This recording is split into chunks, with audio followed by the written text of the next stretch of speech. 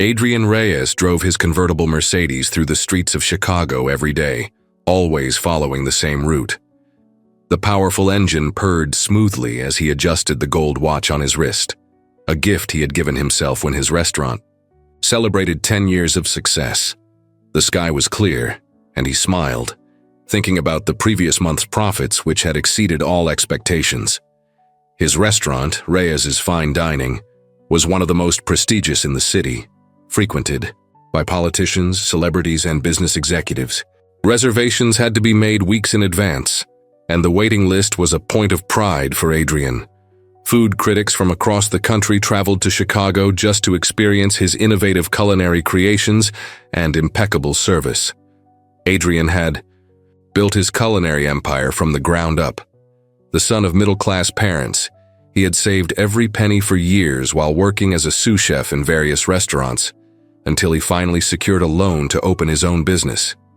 Now, 15 years later, he owned 3 luxury establishments and never hesitated to remind anyone who crossed his path about his success story. Hard work and intelligence, he often said in interviews and motivational speeches. I didn't need anyone but myself. No shortcuts, no divine help, no luck, just pure determination. This philosophy had become almost a personal mantra, repeated at every opportunity. At the corner of Fifth Avenue and Maple Street, a middle-aged man with graying hair and an unshaven beard always sat in the same spot. His face, marked by time and hardship, still held a certain brightness in his eyes that intrigued those who paid attention. He wore worn-out but meticulously clean clothes, a faded plaid shirt, patched-up khaki pants, and a navy blue coat that must have been elegant years ago. Beside him was a small piece of cardboard, written in surprisingly neat handwriting. God bless you for your generosity. Thank you. His name was Robert Williams, and he had been living on the streets for almost 3 years, ever since he lost his job as an executive chef at a renowned Boston restaurant, and later his home during the Great Economic Recession. Before that, Robert had been a respected professional, trained in culinary arts in France with experience in Michelin-starred restaurants in New York and Boston. But a series of misfortunes, the bankruptcy of the restaurant where he worked, followed by pneumonia that left him hospitalized for weeks, draining his savings, had led him to his current situation. Most passers-by hardly noticed his presence, a ghost among many in the vast urban landscape of America's big cities. Few knew that those calloused hands had once prepared meals for celebrities and politicians, or that his mind still held hundreds of sophisticated recipes. Now, his days revolved around gathering enough change for a hot meal and finding a safe place to sleep when Chicago's winter became unforgiving. Adrian occasionally tossed a few coins or a $5 bill to Robert, but what really bothered him was the man's attitude. No matter how much money he received, whether a little or a lot, Robert always looked up at the sky, smiled, and murmured, "Thank you, Lord, for another blessing." This irritated Adrian deeply. On a particularly cold autumn morning, Adrian stopped at a red light right where Robert was sitting. The homeless man had just received a hot coffee from a passerby and, as always, thanked God for the drink. "Hey, you," Adrian called out, lowering his car window. "Why do you thank a God who left you on the streets?" It was the man in the brown coat who gave you that coffee, not some invisible deity. Robert simply smiled. "The Lord works through people, Mr. Reyes, and I'm grateful to be alive, for every sunrise and for every kindness I receive." "That's pathetic," Adrian scoffed. "You could be out looking for a job instead of thanking an imaginary being for scraps. If your God existed and actually cared, you wouldn't be in this situation." "God gives me strength every day, sir. And one day you will need him too." The light turned green and Adrian sped off, laughing.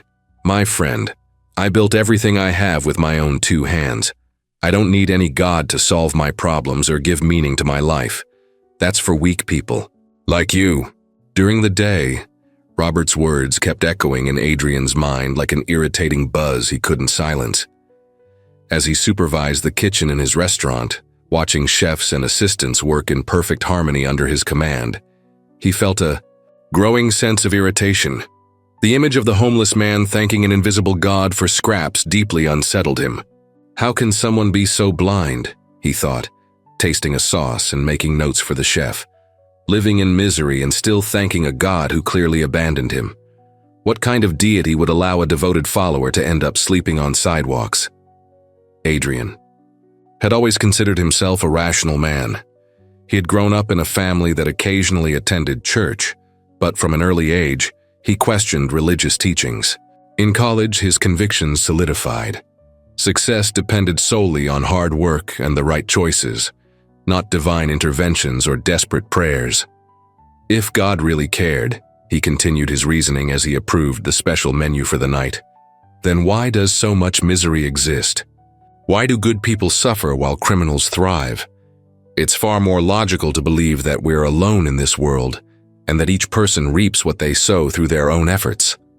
The executive chef noticed his distant expression. Is there a problem with the red wine reduction, Mr. Reyes? No, it's perfect, Adrian replied, snapping back to the present. I'm just thinking about tonight's event. It has to be absolutely flawless. That night, Reyes's fine dining was packed. It was a special dinner for major executives in the restaurant industry, an event that could lead to a nationwide expansion of his business. Adrian was in his element, moving between tables, charming guests with his charismatic presence. Ladies and gentlemen, Adrian announced, raising his champagne glass, welcome to the best restaurant in Chicago, and soon, the best in the United States. The crowd erupted in applause. I built this place with determination and talent. No divine help, no luck, just hard work and vision. When people ask me about the secret to my success, I tell them, don't wait for miracles, make them happen. As he spoke, he failed to notice the worried expression on the executive chef's face as he received alarming news from the kitchen.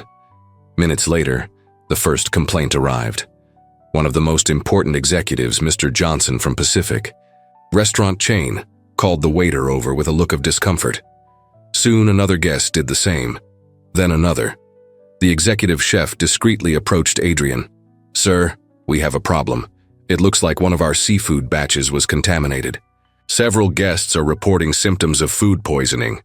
Adrian's blood ran cold. In 20 years in the industry, he had never faced a scandal like this. And on the most crucial night for the future of his business, within hours, the disaster had fully unfolded. The first symptoms started with nausea and cold sweats. Soon, some guests looked visibly pale. Mr. Johnson, the CEO of Pacific Restaurant Chain, was the first to fall ill publicly, rushing toward the restroom. Then, like dominoes, collapsing in sequence, more guests began experiencing the same symptoms. Panic set in quickly. Ambulances were called, and 15 people, including 3 of the most influential investors, were rushed to the hospital with suspected severe food poisoning. Paramedics, dressed in their blue and white uniforms, moved in and out of the restaurant, while unaffected patrons watched in horror. This is unacceptable, shouted Mr. Peterson, a representative of a Texas investment group. Do you have any idea how much damage this will cause to our reputation by association? The deal is off, Reyes. The local media arrived with terrifying efficiency. TV network vans parked outside the restaurant, and reporters, eager for a sensational story, surrounded staff and customers as they exited. By the end of the night, the incident was all over the local news and was beginning to gain national traction. Mass food poisoning at Chicago's most prestigious restaurant leaves investors hospitalized. Adrian locked himself in his office, devastated. Sitting in his Italian leather chair, his head buried in his hands, he watched the empire he had built collapse like a house of cards. The images on the TV in the corner of the room felt like a surreal nightmare. His restaurant, his name, his reputation being dragged through the mud in real time. The financial losses would be incalculable. Multi-million-dollar lawsuits, legal, battles that could last years, a reputation meticulously built over decades completely shattered, and the $20 million national expansion deal certainly canceled. The health department had already notified him that the restaurant would be temporarily shut down for investigation, meaning his employees would be out of work. How could this happen? He murmured to himself, staring at the framed excellence, certificates and glowing restaurant reviews on the wall. We have the strictest food safety protocols. I personally inspect every supplier. His voice faltered, and for the first time in many years, Adrian Reyes tasted the bitter sting of helplessness. Everything he had built with so much pride and determination was crumbling in a single night. At dawn, after a sleepless night of tossing and turning in his king-size bed in his penthouse overlooking Lake Michigan, Adrian got up, took a cold shower, and dressed mechanically. The man staring back at him in the mirror was unrecognizable. Red, swollen eyes, an unshaven face, and slumped shoulders in a way he would never allow in public. Ignoring the dozens of missed calls and messages on his phone, he grabbed his car keys and headed down to the garage. With no particular destination in mind, he drove through Chicago's deserted streets as the first rays of sunlight painted the skyscrapers in a golden glow that seemed to mock his downfall. Dark thoughts consumed his mind. 20 years of work, 20 years of building an impeccable reputation, ruined in a single night. The crushing weight of loss felt physical, pressing down on his chest. What would he do now? How would he face the press, the lawyers, the lawsuits, the employees who depended on him for their livelihood? He drove without realizing where he was going, passing empty parks and silent buildings, until the car seemed to take on a will of its own, unconsciously leading him down a familiar route. When he finally focused on his surroundings, he realized he was on the same path he took every day to the restaurant. Without thinking, he parked near the corner where Robert usually sat. Surprisingly, despite the early morning hour, the man was already there, sitting in his usual spot. He wore several layers against the morning cold and was methodically organizing his few belongings. A rolled-up sleeping bag, some worn-out books, a thermos, and a small box that seemed to hold personal items. There was a serenity in his movements that contrasted sharply with the turmoil raging inside Adrian. Adrian approached, more out of desperation than anything else. "My restaurant is finished," he said bluntly. "There was a mass food poisoning last night. All the top investors were affected. The press is tearing me apart." Robert looked at him with genuine compassion. "I'm very sorry, Mr. Reyes." "Maybe you were right," Adrian murmured, sitting down next to him on the sidewalk, not caring about his $1,000 Italian suit. "Maybe I do need divine help now. But why would God help me after everything I've said?" "God doesn't hold grudges, sir. He is always willing to listen to those who seek him with a sincere heart. I don't even know where to start. My whole life I've mocked people like you, people who have faith. Just start by talking to him, like you would to a friend." That morning, for the first time in decades, Adrian closed his eyes and tried to pray. He didn't know the right words, but he spoke sincerely about his despair, his fear, and his regret for his arrogance. When he opened his eyes, he saw a young reporter approaching with a microphone and a cameraman. He recognized her from the local news. His heart sank even further. More public humiliation was coming. "Mr. Reyes, Elizabeth Parker from Channel 7. We're here to talk about the incident at your restaurant." Adrian stood up, resigned. "Yes, I understand. I take full responsibility for what happened." The reporter looked confused. "Actually, we came to inform you that the preliminary investigation by the health department concluded that the contamination didn't occur at your restaurant. Apparently, it was a batch of contaminated oysters from the supplier, which affected multiple restaurants in the city. The supplier has already taken full responsibility this morning." Adrian was stunned. "What? But all the symptoms started at my restaurant?" "Yes, because your restaurant served the oysters first, as an appetizer. The other establishments only served them later. In fact, your team has been praised for their quick response and for assisting the affected customers." In the days that followed, what could have been the end of Reyes's fine dining unexpectedly turned into an opportunity for growth and transformation. The media, which had initially reported the incident with sensationalist tones, completely shifted its focus. Headlines like, Reyes's Fine Dining, a case study in crisis management, and How Adrian Reyes Turned Disaster into a Showcase of Excellence, began appearing in industry publications. Adrian's transparency in handling the situation, giving candid interviews, personally visiting affected customers in the hospital, and openly sharing the investigation results, was widely praised. The efficiency of his team during the crisis, trained by him to follow strict safety protocols, became a case study in culinary and hospitality schools. The investors, who had initially been furious, were deeply impressed by how he managed the crisis. In a tense meeting where Adrian expected them to officially announce the cancellation of the partnership, Mr. Johnson surprised everyone.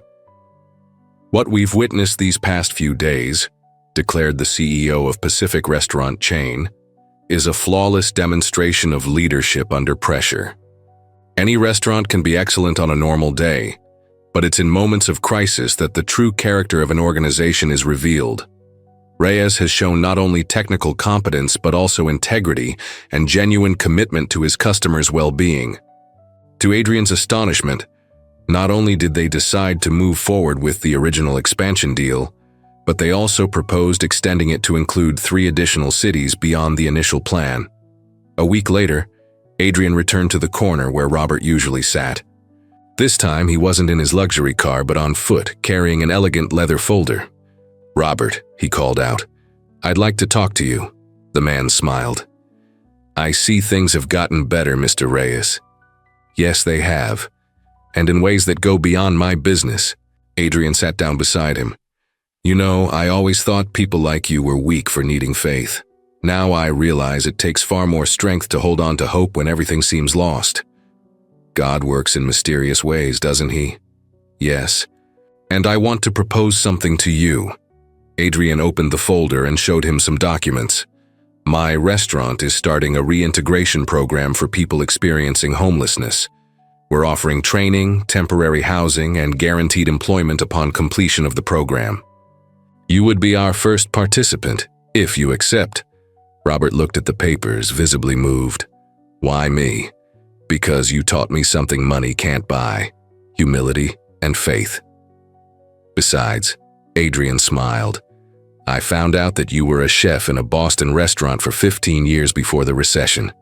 Your skills would be invaluable. How did you find that out?"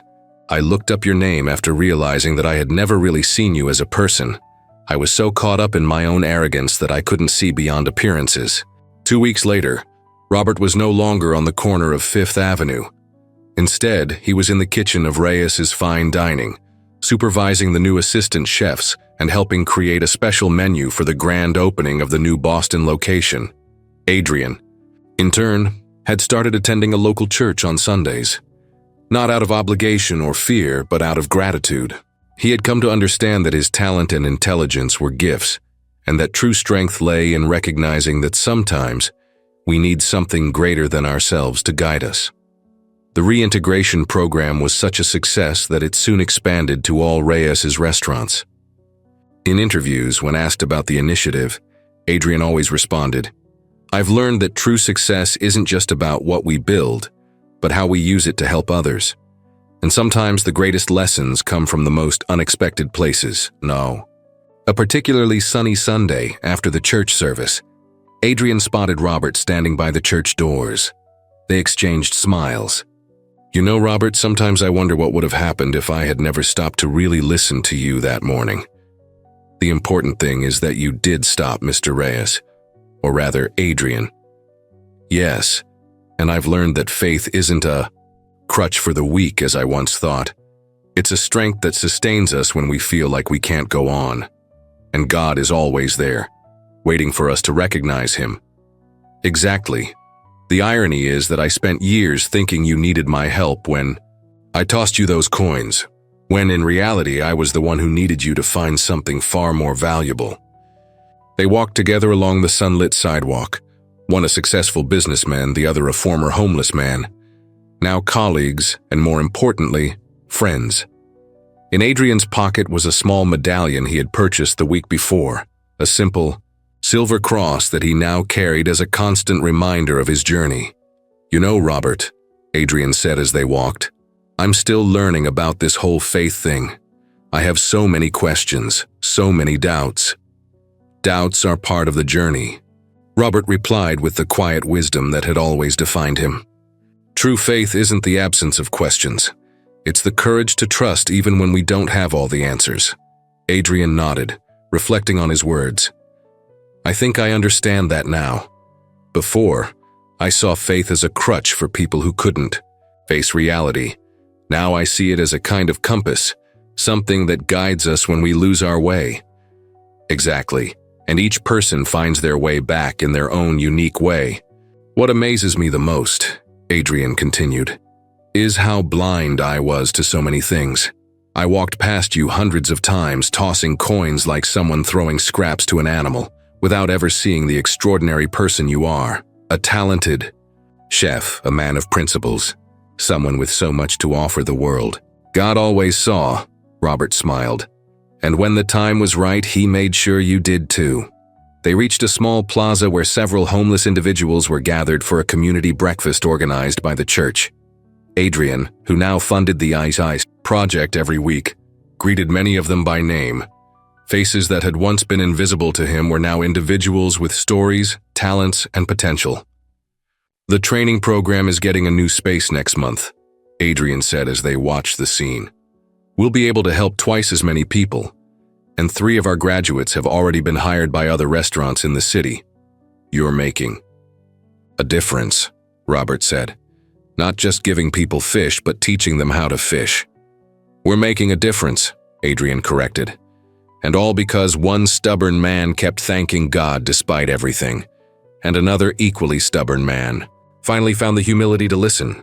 They both smiled, bound by a shared understanding that some of life's most important journeys aren't the ones taken in luxury cars, but the ones traveled within the heart, from arrogance to humility, from materialism to spirituality, from indifference to compassion.